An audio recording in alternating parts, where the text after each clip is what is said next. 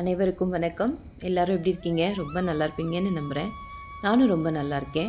இன்றைக்கி நம்மளுடைய பதிவில் போகியோடைய அன்றைய தினத்தில் நாங்கள் செஞ்சிருந்த வேலைகளை தான் நான் இந்த பதிவில் கொடுத்துருக்கேன். இன்றைக்கி பார்த்திங்கன்னா மார்கழி மாதத்துடைய கடைசி நாள் அப்படின்றதுனால நல்ல ஒரு அழகான கலர் கோலங்கள்லாம் போட்டுட்டு எப்பவும் போல் நம்ம இந்த பிரம்ம முகூர்த்த தீபம் ஏற்றிப்போம் இல்லைங்களா, அதனால் அந்த இடத்துலையும் மஞ்சள் தேய்ச்சிட்டு அந்த இடத்துலையும் ஒரு சின்னதாக ஒரு கோலம் போட்டுட்டு கோலங்களுக்கு எல்லாமே பூவை வச்சுட்டு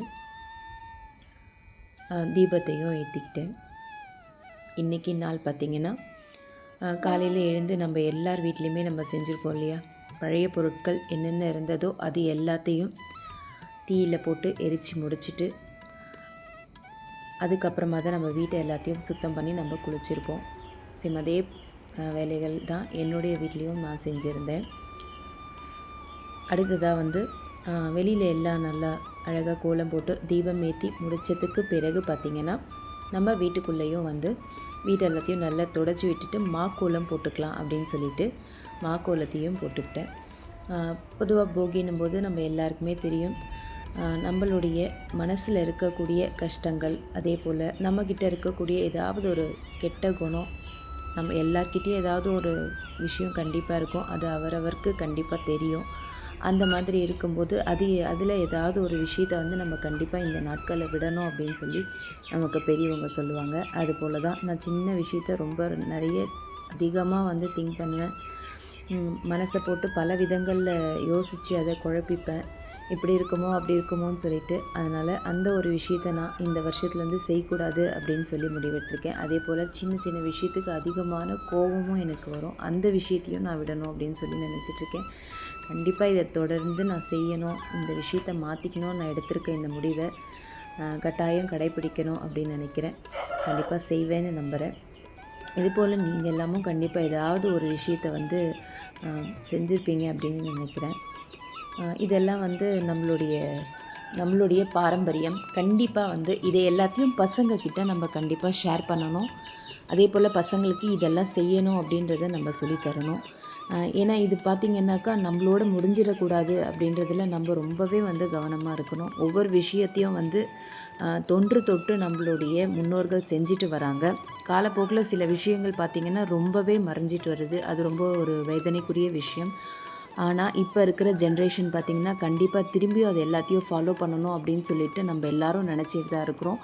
இதை நம்மளுடைய பசங்களுக்கும் சொல்லிக் கொடுக்கணும், சொல்லிக் கொடுத்து அதன் மூலிமா அவங்களும் இது எல்லாத்தையும் தொன்று தொட்டு பாரம்பரியமாக செஞ்சுட்டு வரணும் அப்படின்றதில் ரொம்ப ரொம்ப நம்ம கவனமாக இருக்கணும்.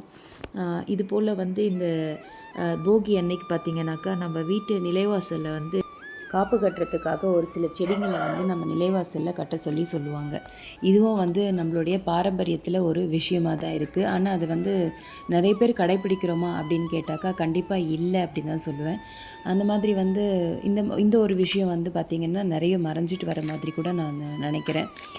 இப்போ எல்லா விதமான செடிகளுமே எல்லா இடத்துலையுமே கிடைக்க ஆரம்பிச்சிருச்சு. அப்படின்னும்போது கண்டிப்பாக நம்ம இது எல்லாத்தையும் ஃபாலோ பண்ணுறதுனால எந்த விதமான தவறும் கிடையாது. ஏதோ ஒரு விஷயத்துக்காக தான் இது எல்லாத்தையுமே செஞ்சிட்ருக்காங்க அப்படின்றது கண்டிப்பாக ஒரு நிதர்சனமான ஒரு உண்மை. கண்டிப்பாக இது எல்லாத்தையும் நம்ம ஃபாலோ பண்ணால் என்ன நடக்க போகுது? ஒன்றும் தவறு இல்லையே. புதுசாக நம்ம செய்ய போகிறோம். நம்மளுடைய முன்னோர்கள் செஞ்சிட்டு இருந்த விஷயத்தை நம்ம சில காலங்கள் மறந்துருக்கலாம், தெரியாமல் விட்டுருக்கலாம். இப்போ யாரோ ஒருத்தர் மூலிமா நம்ம அதை தெரிஞ்சு செய்யலாம். கண்டிப்பாக நான் இந்த காப்பு செடி இது வரைக்கும் கட்டினதில்லை. இந்த வருஷம் தான் முதல் முறையாக நான் செய்கிறேன். ஏன்னா இப்போது நான் இருக்கிறது பார்த்திங்கன்னா ஒரு கிராமம். அந்த கிராமத்தில் இது எல்லாமே அவங்க செய்கிறாங்க. இதை செய்யணும், இதை கட்டணும் அப்படின்னு சொல்கிறாங்க. அப்போ தான் எனக்கு இந்த விஷயம் தெரிய வருது. அதனால் நானும் இந்த வருஷம் பார்த்திங்கன்னா அந்த காப்பு செடியை வாங்கி கட்டியிருந்தேன். அதில் இருக்கக்கூடிய செடிகளுடைய பேர் எனக்கு சரியாக தெரியல. ஆனால் கண்டிப்பாக நான் அதையும் தெரிஞ்சுட்டு நான் உங்களுக்கு ஒரு பதிவில் கொடுக்குறேன். அதுபோல் இந்த வருஷம் பார்த்திங்கன்னா இந்த விஷயத்தை நான் தெரிஞ்சுக்கிட்டேன். இது மாதிரி நம்ம தெரிஞ்சுக்கிட்டு அடுத்து நம்ம பசங்களுக்கு இதை சொல்லணும், இந்த நாளில் இதை செய்யணும், இது கட்டணும் அப்படின்ட்டு. ஆனால் இப்போ பார்த்திங்கன்னா நம்ம சென்னையிலேயே கூட இது எல்லாமே கிடைக்கிது. நானும் நிறைய வீடியோஸில் பார்த்தாக்கா அந்த செடி நம்ம சென்னையில் கூட இப்போ கிடைக்கிது. அந்த மாதிரி இப்போ எல்லாருமே ஒரு சில விஷயத்தை திருப்பியும் எடுத்துன்னு வராங்க. இதெல்லாம் ரொம்ப சந்தோஷமான ஒரு விஷயம். இப்போ அடுத்ததாக பார்த்திங்கன்னா நான் வெளியில் நிலைவாசல் எல்லாம் முடிச்சுட்டு உள்ளவும் நான் கோலெல்லாம் போட்டுட்டேன். அடுத்து தீபம் ஏற்றி அன்னைக்கு மார்கழி மாதத்துடைய கடைசி நாள் பிரம்ம முகூர்த்த நேர தீபத்தையும் நான் ஏற்றிக்கிட்டேன். தொடர்ந்து என்னால் மார்கழி மாதத்தில் பிரம்ம முகூர்த்த விளக்கு ஏற்ற முடியல. ரொம்ப இந்த சைடு பார்த்திங்கன்னா குளிர் ரொம்ப அதிகமாக இருந்தது. இது வந்து ரீசன் கிடையாது, ஒரு சில விஷயங்களாலையும் என்னால் செய்ய முடியல.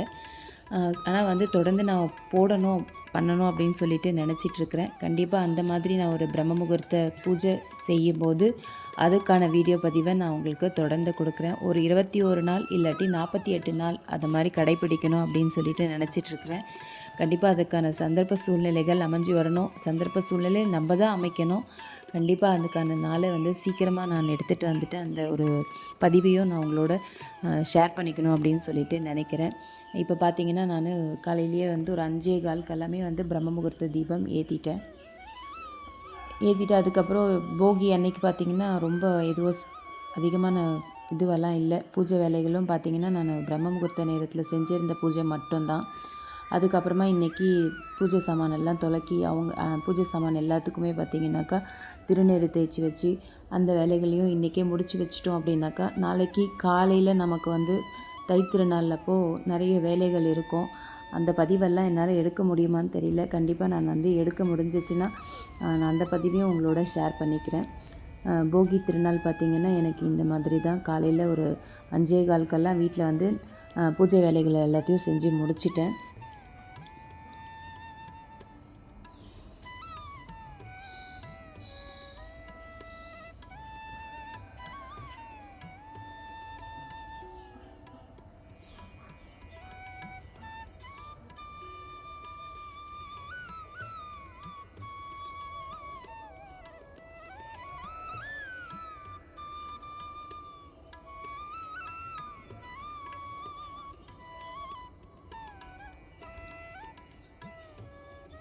இந்த பிரம்ம முகூர்த்த நேரத்தை பற்றி நம்ம நிறையவே பேசியிருப்போம். இந்த காலை நேரத்தில் நமக்கு இருக்கக்கூடிய ஒரு எனர்ஜி பார்த்திங்கன்னா அந்த அளவுக்கு அவ்வளோ நல்லாயிருக்கும்.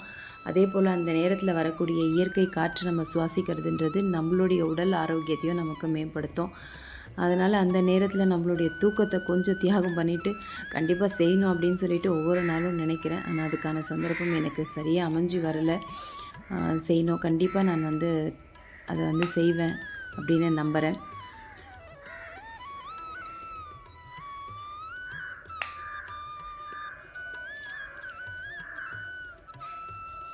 இப்போது பிரம்ம முகூர்த்த தீபமெல்லாம் ஏற்றி முடித்து பார்த்திங்கன்னா நல்லா பொழுது விடிஞ்சிருச்சு. காலையில் டிஃபன் வேலை லன்ச் எல்லாமே செஞ்சு முடித்ததுக்கு அப்புறமா பார்த்திங்கன்னா நான் பூஜை சாமான் எல்லாத்தையும் நல்லா பீதாம்பரி பவுடர் தான் நான் போட்டு எப்போவுமே வாஷ் பண்ணுறது. அதை போட்டு நல்லா தேய்ச்சி கழுவி எடுத்து முடித்ததுக்கப்புறமா பார்த்திங்கனாக்கா வெள்ளி சாமான் எல்லாத்தையுமே திருநீர் வச்சு நல்லா தேய்ச்சி விட்டுக்கிட்டேன். எப்போவுமே திருநீர் வச்சு நீங்கள் தேய்ச்சிக்கிட்டிங்கன்னா அவ்வளோ நல்லா பளிச்சுன்னு இருக்கும். ஒரு 2 வாரம் அப்படின்னா கூட அதோட கலர் போகிறதே கிடையாது. அப்படியே நல்லாவே தான் இருக்கும். நம்மளாக தான் எடுத்து ஓகே இன்னும் 2 வாரம் ஆகிடுச்சு நம்ம கழுவிடலாம் அப்படின்னு சொல்லிட்டு நம்மளாக தான் செய்யணும். அந்த மாதிரி அவ்வளோ நல்லா பளிச்சுன்னே இருக்கும். இல்லை உங்களால் நடுவில் ஒரு நாள் கழுவ முடியல, கொஞ்சம் விளக்கு மட்டும் கழிச்சு நான் பண்ணணும் அப்படின்னு நினச்சிங்கன்னா கூட அந்த எண்ணெய்களை எல்லாத்தையும் எடுத்துகிட்டு ஒரு காட்டன் துணி வச்சு நல்லா துடைச்சிட்டு அதுக்கு மேலே நீங்கள் திருநீர் போட்டு தேய்ச்சிங்கன்னா கூட அவ்வளோ பளிச்சின்னு ஆகிடும். அந்தளவுக்கு திருநீர் தேய்க்கும் போது பார்த்திங்கன்னா 2 வாரம் 3 வாரம்னாலும் கூட நல்லாவே இருக்குது. நான் 2 வாரம் அதுக்கப்புறமா திருப்பியும் தேய்ச்சி வச்சுருவேன். 2 வாரத்துக்கு ஒரு தடவை அப்படின்னு நம்ம பண்ணிக்கும் போது பார்த்திங்கன்னா நல்லாயிருக்கும் சாமானும். அது பித்தளை பார்த்திங்கன்னா அந்த அளவுக்கு தாங்கிறது கிடையாது. ஆனால் வெள்ளி சாமான் மட்டும் பார்த்திங்கன்னா இந்த திருநீர் தேய்க்கிறதுனால கொஞ்சம் நல்லாவே இருக்கும். இந்த மாதிரி டிசைன்ஸ்லலாம் தேய்க்கிறதுக்காக தான் நான் இந்த ப்ரஷ் யூஸ் பண்ணுறேன். இது பார்த்திங்கன்னா புதுசு தான். பூஜை சாமான் விளக்கிறதுக்காக மட்டுமே இதை யூஸ் பண்ணிக்கிறேன். இது இந்த வெள்ளி சாமான்லலாம் பார்த்திங்கன்னா நிறைய டிசைன்லலாம் கருப்பு அப்படியே பிடிச்சிருக்கும் இல்லையா, அந்த இடத்துலலாம் நம்ம கை வச்சு தேய்ச்சாலுமே அந்த வரி வரியாக இருக்கிறதுல அந்த டிசைனுக்குள்ளெல்லாம் நம்மளால் தேய்க்க முடிய மாட்டேங்குது. அதனால் என்ன பண்ணுவேன், இந்த மாதிரி ஒரு ப்ரஷ் வச்சுட்டு நல்லா தேய்க்கும் போது அது அந்த இடத்துலையும் நல்லா பளிச்சின்னு ஆகிடும். அந்த இடத்துல இருக்கக்கூடிய அந்த கருப்பு எல்லாமே அந்த ப்ரஷ் தேய்ச்சி எடுத்துரும். இந்த விளக்குல அடியிலெல்லாம் கூட பார்த்திங்கனாக்கா நிறைய அப்படியே அந்த எண்ணெய் கட்டின மாதிரி இருக்கும். அதுக்காகலாம் இந்த மாதிரி ப்ரஷ் வச்சு நீங்கள் தேய்க்கும் போது என்னென்னா அந்த மாதிரியான ஒரு வடுவே இருக்காது. எல்லா டைமே பார்த்திங்கன்னா விளக்கு புதுசாக இப்போ தான் வாங்கி நீங்கள் யூஸ் பண்ணிட்டு இருக்கிற மாதிரி இருக்கும். அந்தளவுக்கு நல்லா பளிச்சுன்னு இருக்கும். இந்த மெத்தட் வந்து எனக்கு ரொம்ப யூஸ்ஃபுல்லாக இருக்கும். உங்களுக்கும் யாருக்காவது கண்டிப்பாக தேவைப்பட்டுச்சுன்னா ட்ரை பண்ணி பாருங்கள். இந்த விளக்குக்கூடிய அடியிலலாம் கூட நான் இந்த ப்ரஷ் வச்சு நல்லா தேய்க்கிறத விட்டு என்ன ஆகும்னா, அந்த அடியில் இருக்கக்கூடிய அந்த கருப்பாக எண்ணெய் பிடிச்சிருக்கும் அது எல்லாமே கூட வந்துடும். அந்தளவுக்கு நல்லாயிருக்கும் இது. இது மாதிரி நீங்கள் தேய்ச்சிட்டே இருக்கும்போது பார்த்திங்கன்னா நல்ல புதுசாக இருக்க மாதிரியே இருக்கும் பாருங்கள். இதெல்லாம் சொல்கிற ஒரு 3 வருஷத்து விளக்கு இந்த விளக்கெல்லாம். இன்னுமே வந்து இந்த மாதிரி தேய்ச்சி வச்சுற தொட்டு ரொம்ப நல்லாயிருக்கும். அந்த அடியிலலாம் கூட எனக்கு எந்த விதமான கருப்பும் இருக்காது. ரொம்ப டிசைன்ஸில் கூட கருப்பு இருக்காது. அதுக்குன்னு சுத்தமாகவும் போக மாட்டேங்குது. ஆனால் தெரிகிற அளவுக்கு கிடையாது. ரொம்ப நீங்கள் உத்து பார்க்கும்போது தான் வந்து அந்த டிசைனில் இருக்கக்கூடிய அந்த இது தெரியும், கருப்பாக இருக்கிறது. மற்றபடி வந்து மேலோட்டமாக நீங்கள் பார்க்கும்போது அவ்வளோ நல்லாயிருக்கும். இது மாதிரி தான் நான் வந்து பூஜை சாமானை வந்து சுத்தப்படுத்திப்பேன்.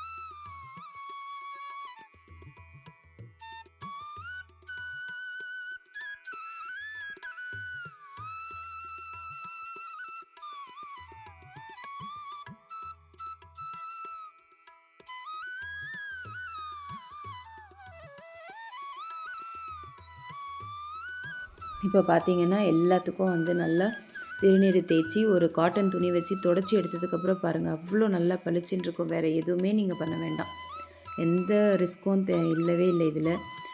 நல்லா உங்களுக்கு என்ன பவுட்ரு இருக்கோ, சபீனா ஒரு சிலர் யூஸ் பண்ணுவாங்க, ஒரு சிலர் பீதாம்பரி யூஸ் பண்ணுவாங்க. எது உங்களுக்கு விருப்பமாக இருக்கும். நான் பீதாம்பரியும் சபீனாவும் மிக்ஸ் பண்ணி கூட ஒரு நிறம் நான் தேய்ச்சி எடுத்துப்பேன். அந்த மாதிரி தேய்ச்சி எடுத்துகிட்டு நீங்கள் திருநீர் தேய்ச்சிங்கன்னா நம்ம வீட்டு திருப்பியும் புது விளக்கு வாங்கி ஏற்றுற மாதிரி இருக்கும். அந்த அளவுக்கு நல்ல ஒரு பளிச்சுன்னு ஆகிடும். இது போல் பண்ணும்போது பார்த்திங்கன்னா இந்த பாருங்கள் விளக்கே என்ன அழகாக இருக்குன்னு சொல்லிட்டு இதை பண்ணி முடிச்சுட்டு அதுக்கப்புறமா மஞ்சள் குங்குமம் வச்சதும் அவ்வளோ ஒரு அழகாக இருந்தது விளக்கு. புது விளக்கு மாதிரியே இருக்கும். கண்டிப்பாக ட்ரை பண்ணி பாருங்கள்.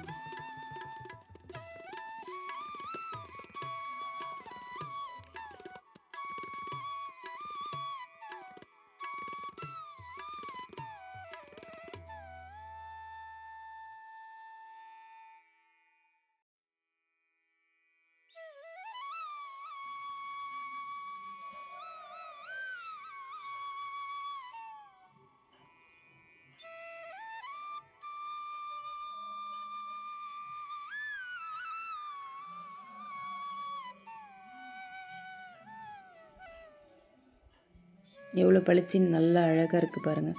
இதுக்கு குங்குமம் வச்சதுக்கப்புறமா பாருங்கள் இன்னும் எவ்வளோ நல்லா இருக்குன்னு சொல்லிட்டு.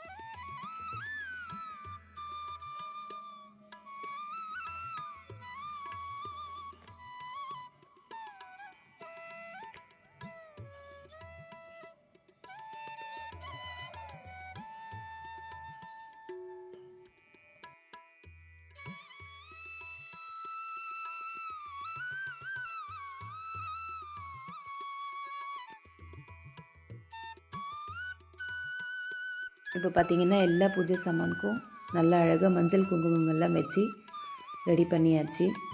இப்போது எல்லா பூஜை சாமானையும் எடுத்துகிட்டு போய் கபோர்டெல்லாம் நான் தொடச்சி சுத்தம் பண்ணி வச்சுட்டேன். இப்போ அதில் வந்து எல்லாத்தையும் வந்து அந்தந்த இடத்துல வச்சிடலாம் அப்படின்னு சொல்லிட்டு எல்லா வேலைகளையுமே நான் முன்னாடி நாளே முடித்து வச்சுட்டேன்.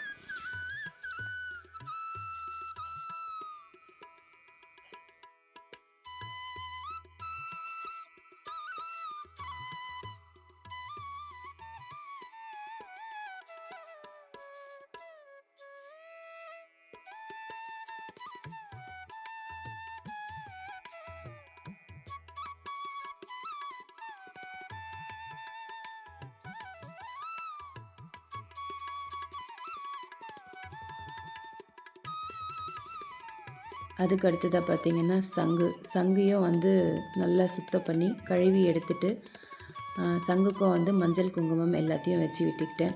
சங்கு வழிபாடும் வந்து வீட்டில் செய்கிறது அப்படின்றது அவ்வளோ ஒரு சிறப்பு வாய்ந்தது. இந்த சங்கு வந்து ஒரு உயிருள்ள பொருளாகவே நம்ம கருதணும் அப்படின்னு தான் சொல்லுவாங்க. அந்தளவுக்கு சங்குக்கு வந்து ஒரு மகத்துவம் ஜாஸ்தி. இந்த சங்கை வச்சு நம்ம வந்து தெய்வங்களுக்கு அபிஷேகம் பண்ணுறதுக்கும் நம்ம இதை பயன்படுத்திக்கலாம். நான் வந்து திருவாதிரை நாள் அன்றைக்கி சிவபெருமானுக்கு பண்ணியிருந்த பூஜையில் வந்து பார்த்திங்கன்னா சங்கு வச்சு தான் வந்து அபிஷேகம் பண்ணியிருப்பேன். அது அவ்வளவும் வந்து சிறப்பு வாய்ந்தது அப்படின்னு சொல்லுவாங்க. இந்த சங்குக்குள்ளே இருந்து வெளியில் வரக்கூடிய தண்ணிக்கு பார்த்திங்கன்னா அவ்வளோ ஒரு சக்தியும் ஆற்றலும் பாசிட்டிவான ஒரு சக்தியும் அதிகம் அப்படின்னு சொல்லுவாங்க. அதனால் என்ன பண்ணணுன்னா வீட்டில் வந்து இந்த மாதிரி ஒரு வலம்புரி சங்கு நம்ம வச்சுட்டு அந்த சங்கில் வந்து ரொம்ப தண்ணிலாம் நான் வச்சுருக்க சங்கு பார்த்திங்கன்னா அதிகமாக தண்ணி பிடிக்காது.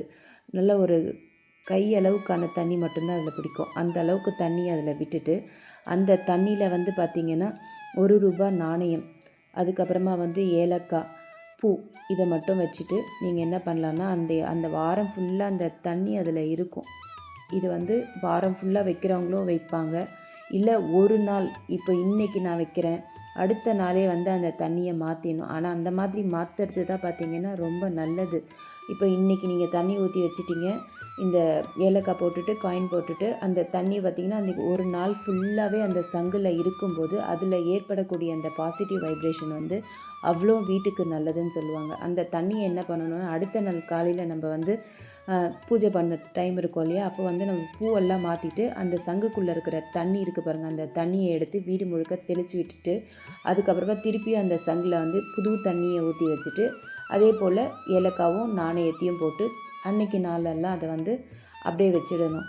இது போல் தினந்தோறும் நம்ம செய்யும்போது வீட்டில் வந்து லக்ஷ்மி கடாட்சம் அதிகரிக்குது அப்படின்னு சொல்லிட்டு நம்ம முன்னோர்கள் நமக்கு சொல்லியிருக்காங்க. கண்டிப்பாக இதையுமே வந்து நான் வந்து ஃபாலோ பண்ணிட்டு தான் இருக்கேன்.